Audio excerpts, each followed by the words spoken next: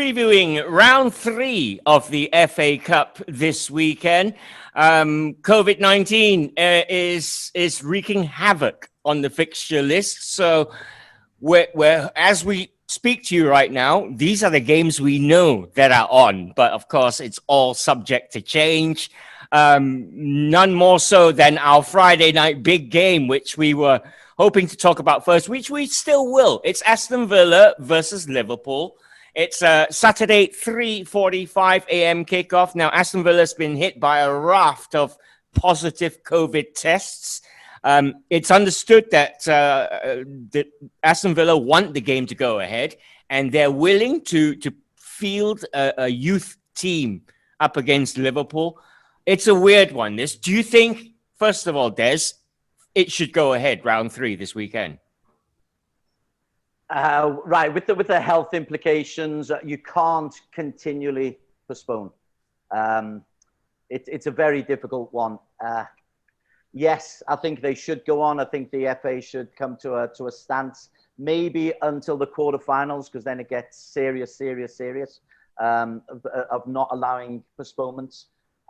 But it really is a tough one. We're in unique circumstances, although it's not much more unique than when Liverpool last played Aston Villa at Villa Park in an FA Cup game. Liverpool fielded largely a youth team because they were, for very different reasons, their first team squad was ill-disposed. But I think in the interest of integrity, of playing the games, getting the games played in the Cup, and Villa, if you associate COVID-19 cases as being an injury concern, then yeah, that's the way the cookie crumbles. It's a very difficult one, but you can't have continual postponements. And I think if you go into continual postponements, you really do face the consequences further down the year. Right. Let's just assume the game is on. I know Craig's bang on with his prediction of 7-2 again.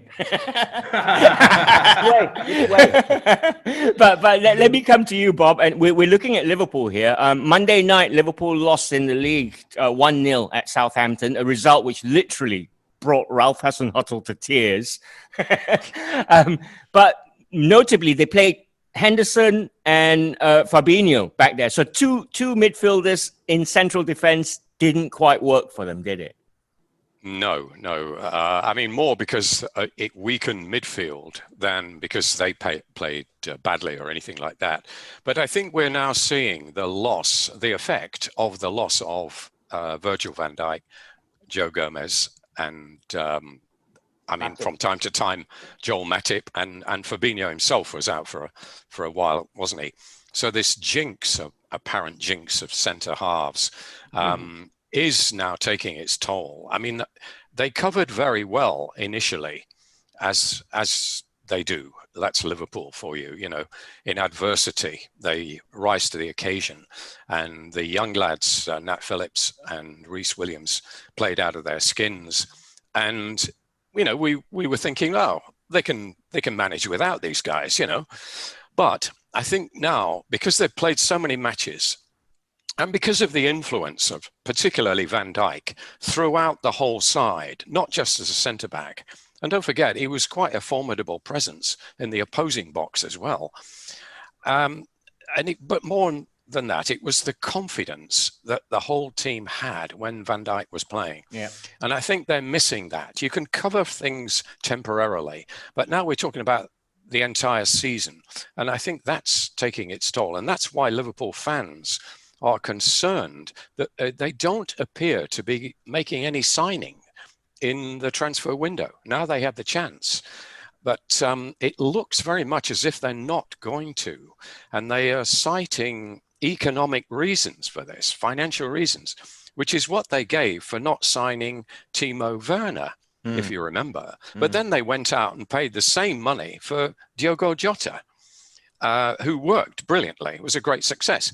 But the economic argument, I think they can be a little bit disingenuous there. You're misrepresenting the Jota signing there. Jota was paid for a 4 million upfront fee, whereas Timo Werner's was a straight 45 or 50 million down payment. So there's a 45 million cash this year difference between those two transfers. And that's very important, I think, to understand the economic argument. Well, okay, bow to superior Liverpool knowledge there. All right. If the game does go ahead, it will be televised. It's Aston Villa's youth team against Liverpool, Saturday, 3:45 a.m. kickoff, that one. Everton versus Rotherham is an early Saturday game. It's 8 p.m., that one. Everton, Craig Marias, coming to the back of this off a 1-0 loss to David Moyes' West Ham last weekend. I know, if you know Ancelotti, like we've been watching his career, this is what they want. They want a cup run. Exactly like we do. I don't think they're too dissimilar to Spurs in that respect. A lot of money has been spent on the club and their players since Moshi took over. And I just feel that Everton, with Ancelotti there, I mean, that's the next step for them. Obviously, Champions League is a big target for them. But I think if they were to sneak a domestic cup, I think it would be big. Now they're starting to bring in, top players. I think they're linked with Sami Khedira in this transfer window. And if that comes through, you're talking about, a World Cup winner, played at some of the biggest clubs in the world. And that's the kind of quality that Everton are now targeting and attracting. You look at, they managed to keep Richarlison from Barcelona, from going to Barcelona. And then they're signing players from Barcelona. It's a big step. It's a big statement that Everton are making in the transfer market. Now, naturally, you'd expect them to be right up there in the table and doing well, and they are. They're doing very well. I expect a lot of changes from this Everton side, saying that, playing against Rotherham. I think Ancelotti would see this as a chance to rest ahead of what's been a very hectic schedule in the past month or so. Expect to see a bit of rotation, maybe Cenk Tosun starting up front instead of Calvert-Lewin. So I expect Everton to win this, don't get me wrong, but with a 70% of a second team. All right, we know that Alan, Lucas Digne, Fabian Delph, and Jean-Philippe Gbamin are out injured. Iwobi apparently is doubtful. Rotherham, Des Corkill, are 23rd in the Championship. And this will come as a respite from the league troubles, Dave. So they're going to come into this with no pressure. They lost 2-1 last time out to Barnsley. They're not in the best run of form. This is really form book out the window type game.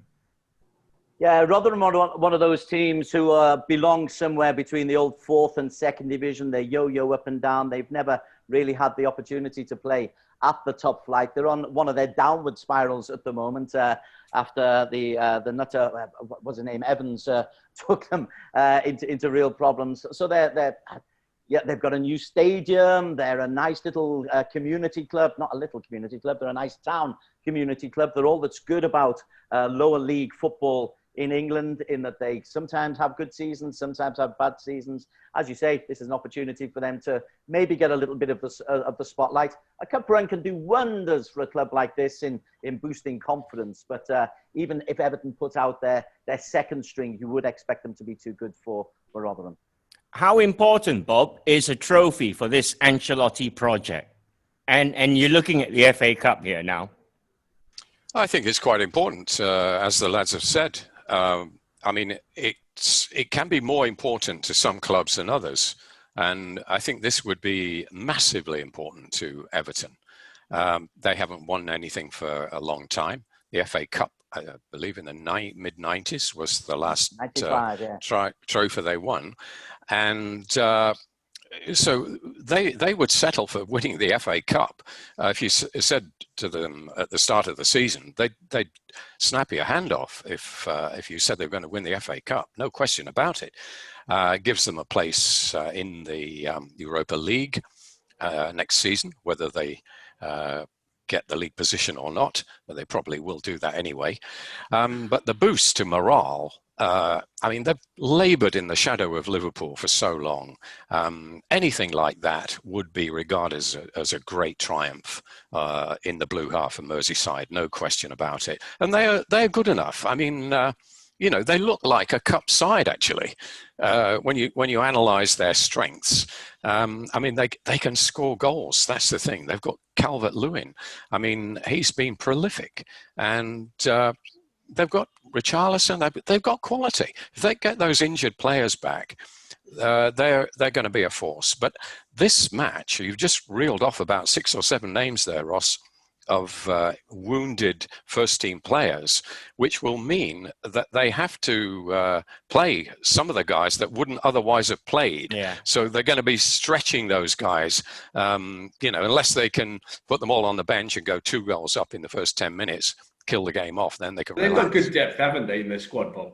They have, but they still, would probably prefer not to play certain players.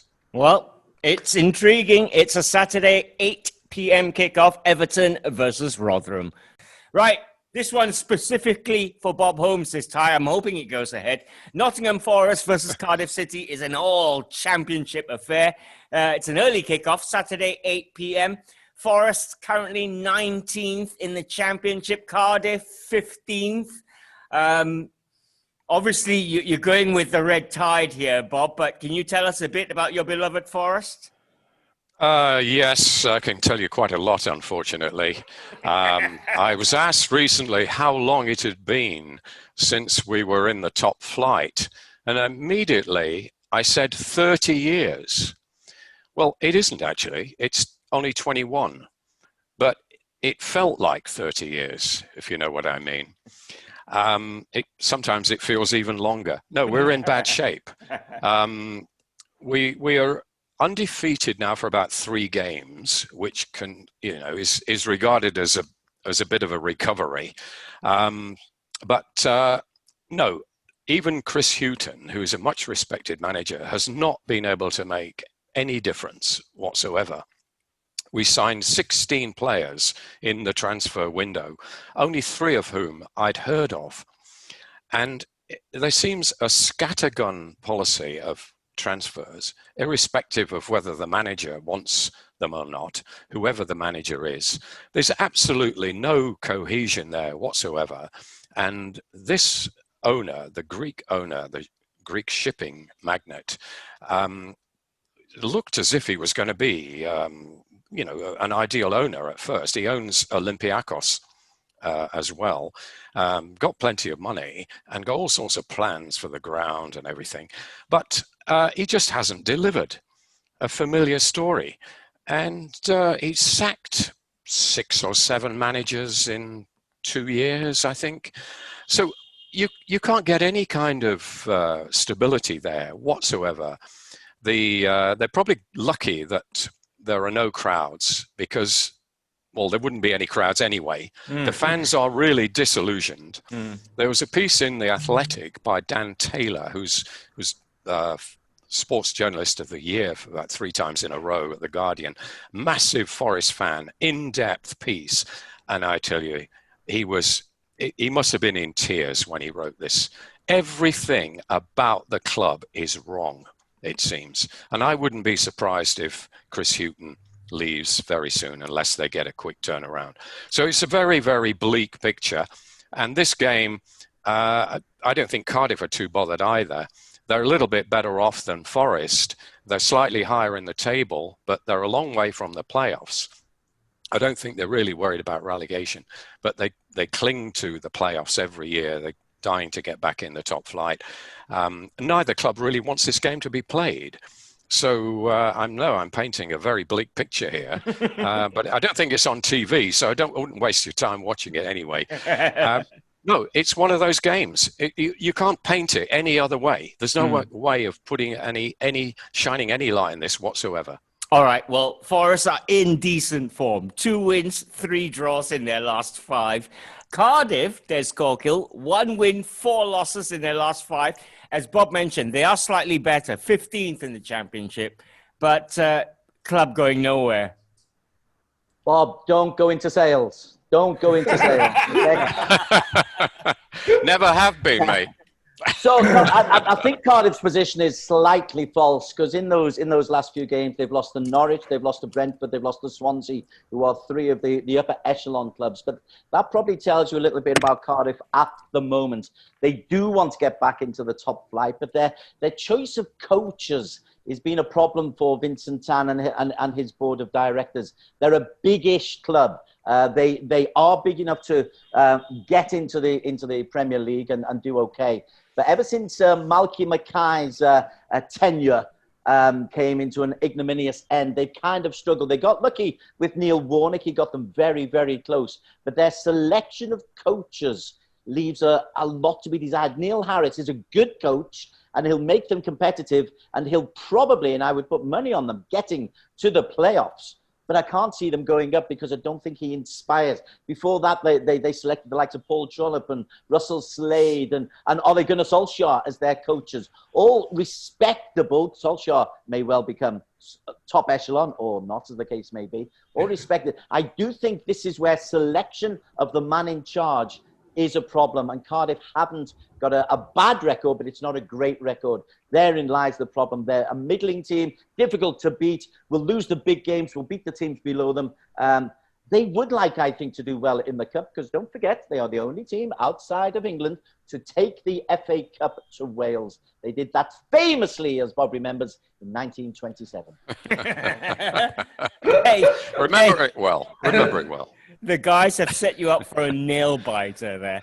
Nottingham Forest versus Cardiff is Saturday, 8 p.m.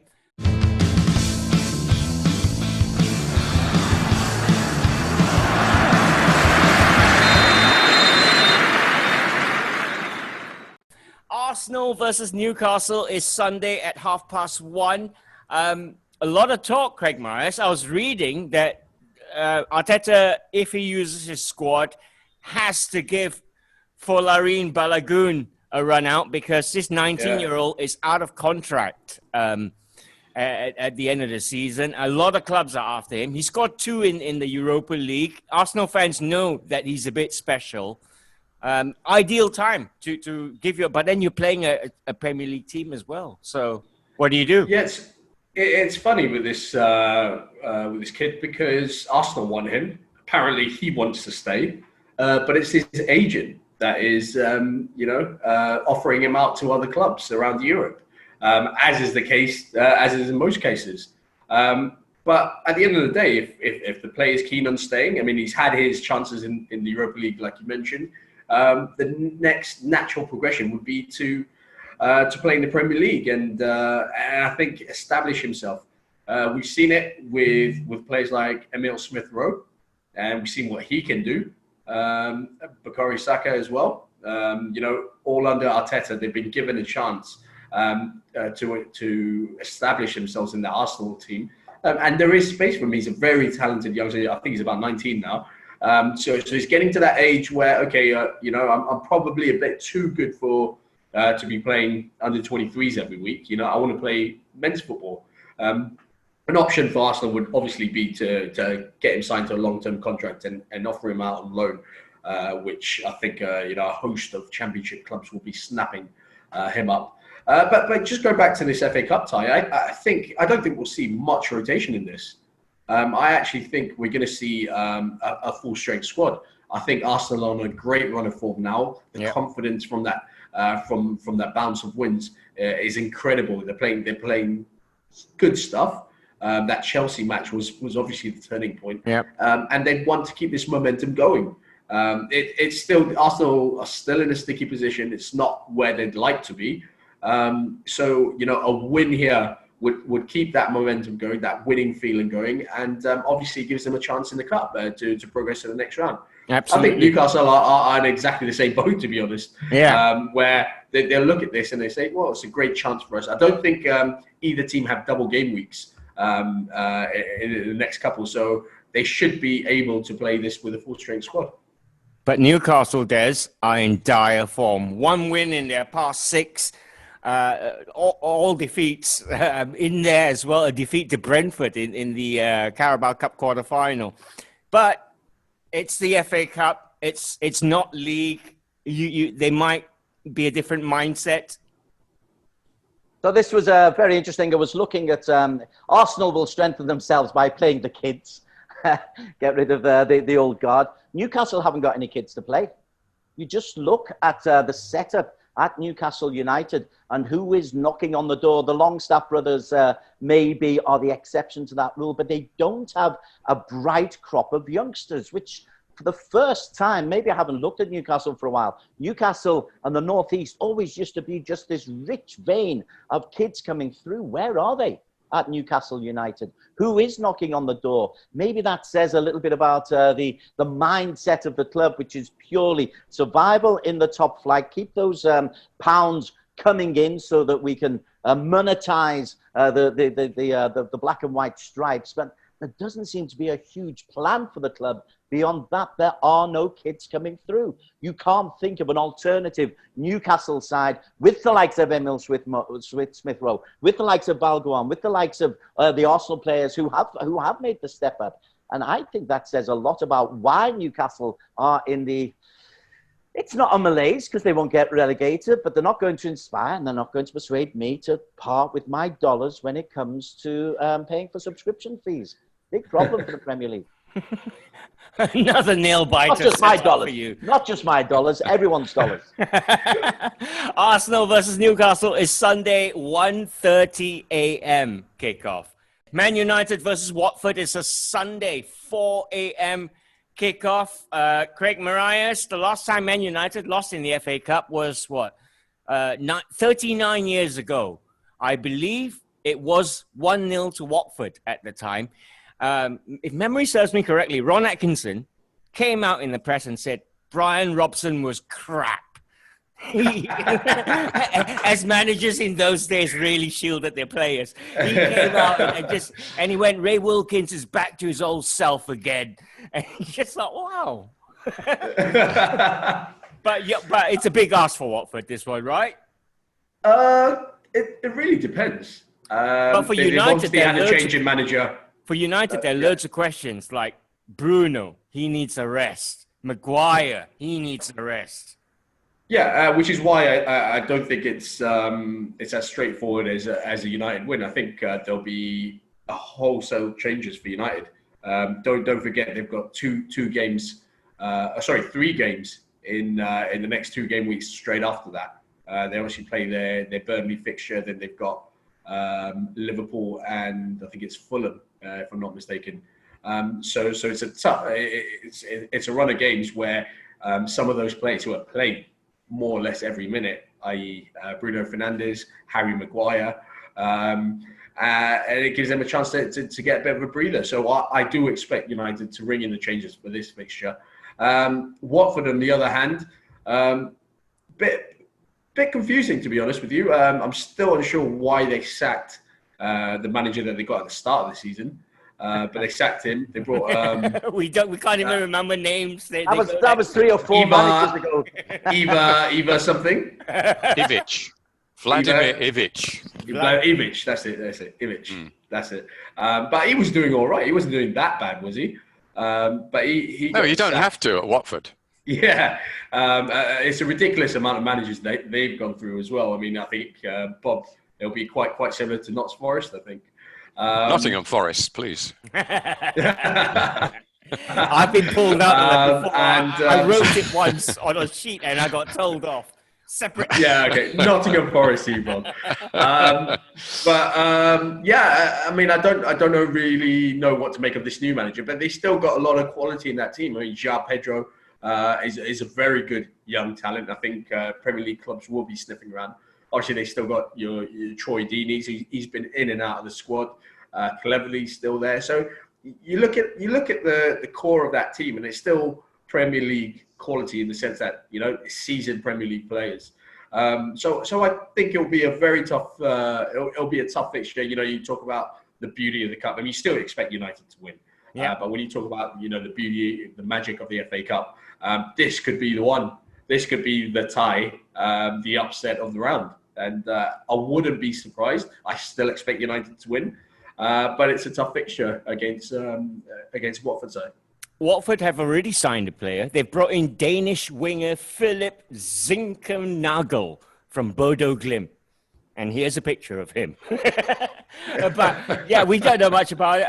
But we do know ex-United players, Ben Foster, Craig Cathcart, Tom Cleverley, as Craig mentioned, Ismaili Sarr. Sarr's there. Sarr's still there. Very good player. Can Watford cause an upset here, Des? I don't know. My main interest in this is Ben Foster's goal cam. I'm an avid follower of it because he puts a It's GoPro really good. behind his goal and the audio's on. It's very simple, and he publishes it so you can see how he defends, you can see his footwork, you can see he's still a very good goalkeeper. And you also, in the defeat against Swansea, saw the Swansea player coming up and celebrating in front of the GoPro. So that's my main interest in Watford at the moment. Sorry to not bring anything remotely insightful about them, apart from the fact I've lost track of who their coach is, but I like Ben Foster as a personality, and I like what he does in bringing the game closer to the fans. Was it called the cycling keeper or something like that? His thing on YouTube. Yeah. Yes. Correct.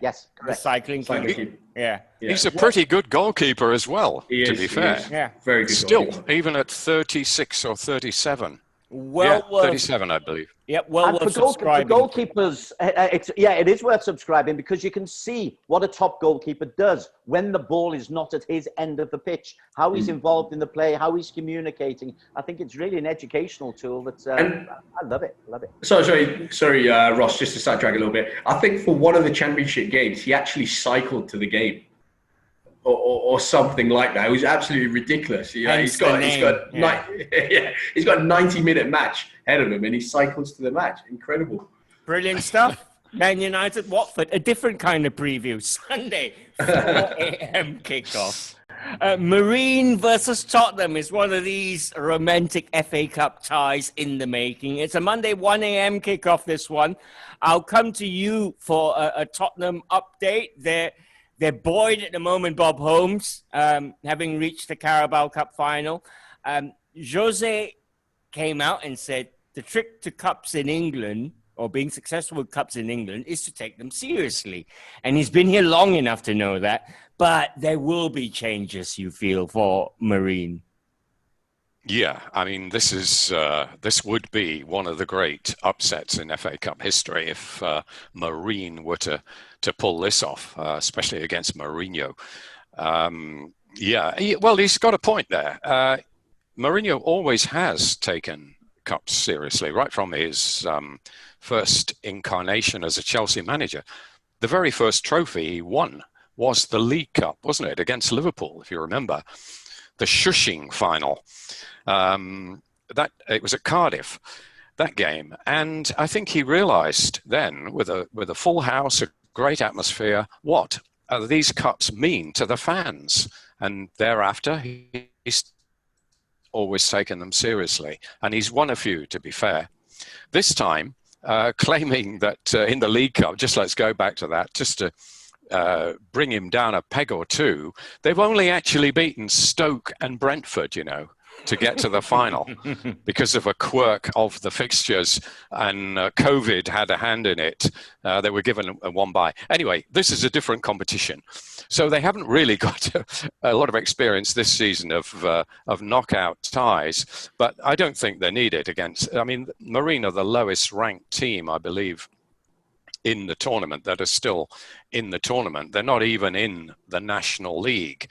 They're in the Northern Premier League. It's about the 9th tier, I think, of English football.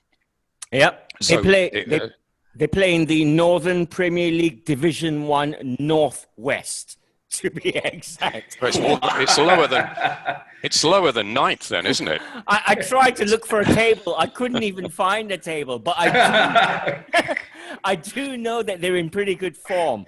4 wins and 1 defeat in their last 5. Even Everton and Liverpool, Des, have offered them the training facilities, which is very neighbourly of them.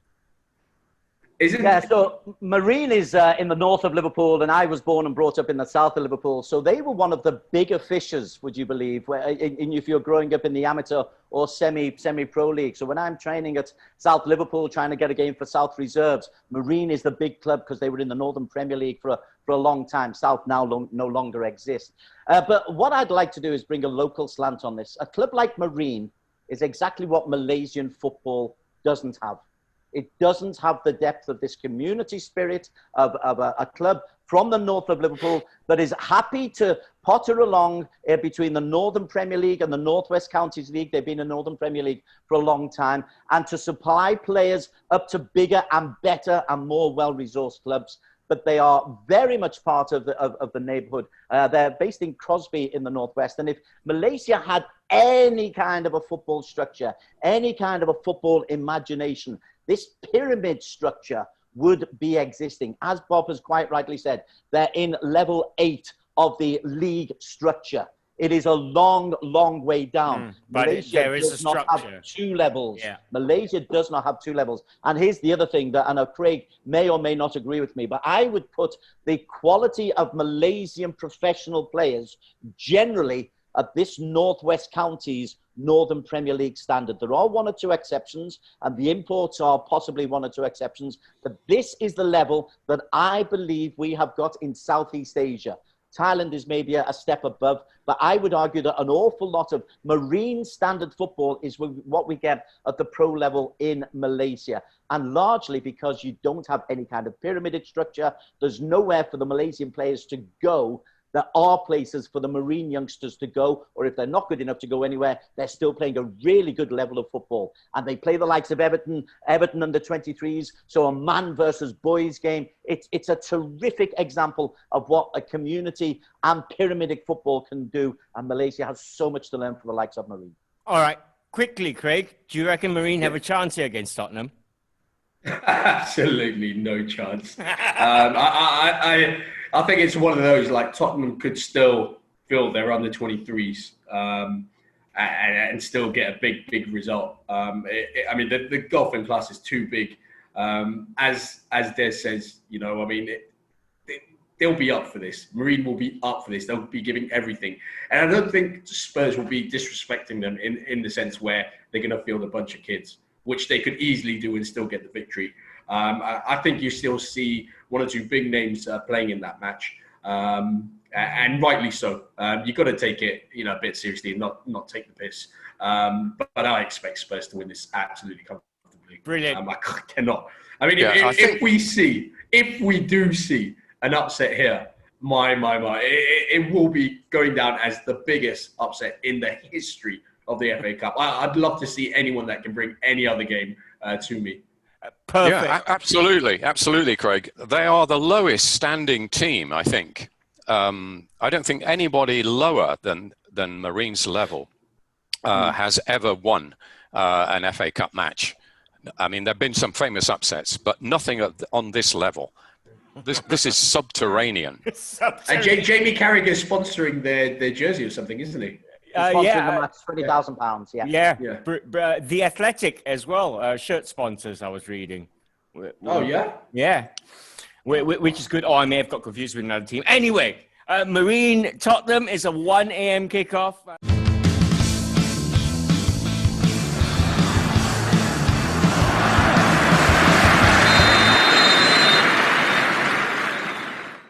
Let's take a look at some of the other FA Cup ties this weekend. Then Wolves against Crystal Palace is also a Friday night tie. As far as we know, it's going ahead. It's Saturday, 3:45 a.m. kickoff. Both clubs, Bob Holmes, identical records in the league. 6 wins, 4 draws, 7 defeats from 17 games. Wolves, I don't know. Who's going to fancy this more? I mean, Wolves might have the advantage. It's at home, but no fans. Does it matter? Not much of an advantage, is it really? Slight, I'd say. I mean, given the porter cabins that some of the away teams have to change in, I suppose 1 or 2 horror stories are emerging, aren't they, from certain clubs? But no, not much. It's a question of who wants it more, I think, this one. Yeah. Crystal Palace always knocking around, aren't they? Just when you're ready to write them off and, you know, send them down to the Championship, they pop up. So Wolves won't be taking it lightly. Another factor here is, as Sam Allardyce alluded to it the other day, talking about COVID and age. Roy Hodgson is 73 years old, and that puts him in the vulnerable category. So, and he's had a problem with his skipper, hasn't he? Going off. Milivojevic. Yeah, I'm glad you said it, Ross. Going AWOL and being a naughty boy over COVID. So, I mean, some of these players, I mean, I know they feel invincible. You know, when you're fit blokes of 20 to 30, you're going to feel invincible. But I think when your manager's 73, you owe him a little respect. Yeah. You know, I'd just like to make that point. And not, I mean, he's just about the oldest, I think, Roy Hodgson. But even guys in their 60s, you know, you can't take this lightly. So players have really got to get their act together, because there are signs that this discipline and these bubbles, which have done very well, football's done very well, I believe, much better than the country as a whole, to keep it secure. But there's just a few signs that it's breaking up now. Man City have had a problem, haven't they? Derby, you know, one or two signs. So I think that, you know, we've got to keep a lid on this. Getting back to who's going to win, I would go for Wolves every day of the week. Wolves are a good side. And I think FA Cup would be very nice for them. They got to the semi-final last year, didn't they? And or 2 years ago now. We thought they were going to get to the final, but Watford surprised them. And I think they'd like to make up for that. It was a bit of an aberration by Wolves. So I would say Wolves, and, you know, they could go all the way, actually, in this tournament. Crystal Palace so need a final appearance, if it's just to erase the Pardew shuffle from everybody's memory.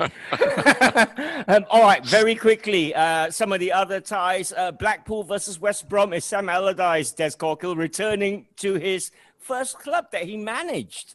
I was reading that he got them to the playoffs, they lost, and then he got sacked. Wow, okay. That's taking me back quite a while. Blackpool, again, one of these northern clubs who have got, remember, the greatest ever final was probably the Stanley Matthews final of the 50s. Look it up on YouTube, kids. And Stan Mortensen scored a hat-trick. So Blackpool have got a lovely tradition in FA Cup, although it is an ancient tradition. West Brom's isn't too awful either. They've won the trophy in the past. The fact I'm talking about things 50 years ago tells you where both clubs are just at the moment. I remember the Matthews final. It was my first recollection of life. Wow. Matthews final. Wow. Look it up, everybody. Look it up. I wasn't there, though. All right. Well, QPR play Fulham in a West London derby. Stoke versus Leicester. You got Southampton against Shrewsbury, Sunday, 4 a.m. Crawley versus Leeds could be good fun. I was reading, Craig Marias, that Leeds average 3.71 goals a game, and it's 4.11 if it's away from home. Yeah, I mean, we fun. know that. Yeah, they are great fun, especially in the Premier League. You know, where the quality is so high, and Leeds never sit back and defend, do they? It's all about attack, which suits Des Corkill to a T. Yeah, I mean, if you're asking me, can I see an upset here? I don't think I can. I think it's not an easy game for Leeds. I don't think. I think Crawley are all right. They're not as bad as people this part of the world think they are. They're not all the way down in the Marines kind of divisions. They're fairly high. I think they're League One. Am I right? League One, struggling. Yeah. No, League Two, I think. League Two. League Two. Okay, so I mean, they're There's some posh houses in Crawley. I've been there. So yeah, I mean, I expect, like I said, you know, I think a lot of the Premier League teams, I mean, will be making changes, and I think Leeds will be one of them. Yep. I think players like Patrick Bamford need But the to rest. style will be the same, right? The style will never change with Bielsa, which is why he is blockbuster. Brilliant. That one might be worth a watch on Sunday. Chelsea versus Morecambe could be interesting. Yeah, could Really? Well, I don't know. Morecambe are on a nothing to lose game here, and Lampard's got everything to lose. He's on a hiding to nothing, Des Corkill. Certainly is. Morecambe again. Listen, this is what the FA Cup is truly all about. Morecambe were down and out, somehow avoided relegation at the end of last year. They've got themselves challenging for a playoff place just at the moment. They're a northwestern club. There's a passionate but small local support.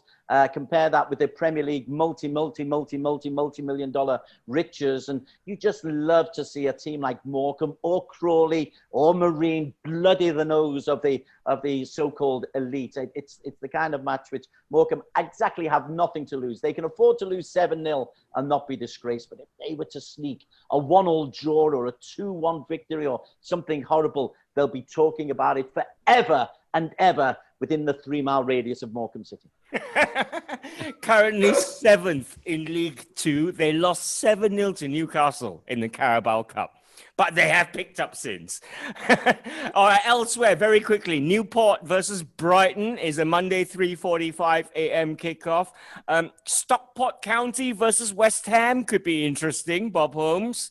Mark Stott apparently has taken over at Stockport. He's invested in a training ground. They've got they've 10 seasons in non-league football now, but they've got some kind of stability, and it's away from home. It's David Moyes. I don't know. Do you fancy a shock here? No, I think there's more chance at Newport, actually. Newport have got a history of shocking teams, and we know Brighton are in a bit of trouble, aren't they? Can't buy a goal. More concerned about staying up than the FA Cup. So looking at the whole fixture list, if you want an upset, I would say Newport. But no, not West Ham. I would say West Ham probably fancy a run in the Cup. I think West Ham have won the FA Cup in not ancient history. Trevor Brookings' header. Might be for some people. But, they got to the final. They lost to Liverpool in 2006. It's not that many moons ago. But Stockport, they're doing well. It's good to see them recovering because they were in jeopardy, weren't they? They almost went out of business. So good to see them. But no, as I say, Newport rather than West Ham, Newport rather than Stockport for me is a more likely upset. Well, player who won't be involved for West Ham is Sebastian Haller, on his way to Ajax for a cut price, 20 million. West Ham bought him for 45 million, of course. Yeah, nice 25 million down the drain for the poor merchants. And the fact that the top clubs can do that, and the likes of Marine or the likes of even Stockport County and Newport County both went down for the sake of a couple of $100,000. It just tells you, and I keep on going on about it, and I will not stop about it, the vast and gross inequality between the top flight and the lower flights. And something in this ever-changing world needs to be done to address that inequality. I like how he brought the Style Council in right at the end. Nice stuff. We've set you up nicely for the FA Cup third round. Many thanks to Bob Holmes, to Des Corkill, and to Craig Marias. Everybody, have a great weekend. We will spot you next week. Bye.